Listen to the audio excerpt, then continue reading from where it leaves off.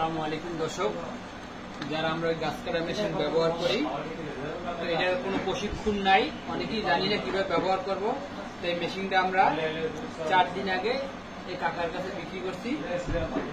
হঠাৎ করে কাকা আজকে সমস্যার কথা বললো যে গাড়ির মেশিন চেঞ্জ চলে না, নাকি চেঞ্জ চলে না, আর সমস্যা হইলে গিয়ে মোবিল চেঞ্জে দেয় না।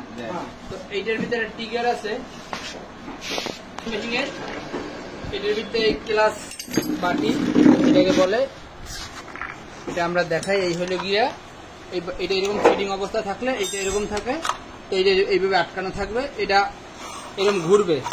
যখন পিক আপ টান দেবে তো এটা ক্লাস অটো ক্লাসে এটাকে ধরে ঘুরাবে। কিন্তু এই টিকেট টানা থাকলে, এই যে নতুনটা দিয়ে দেখাই, এই টিকেট এরকম পড়ে থাকলে ইঞ্জিন ঘুরবে, কিন্তু যখন পিক আপ দিব তখন কিন্তু আপনার এই টিগারে এটা জাম্প করে দিবে।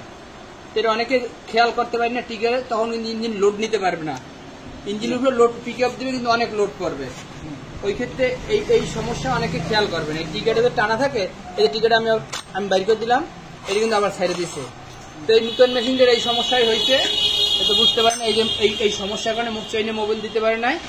এই মোবিল পাম্প প্রিমিয়াম থাকে, এই প্রিমিয়ামটা গইলে গেছে হিটে, অতিরিক্ত হিট করে প্রিমিয়ামটা গইলা এই ব্যারিংটা আটকাই গেছে।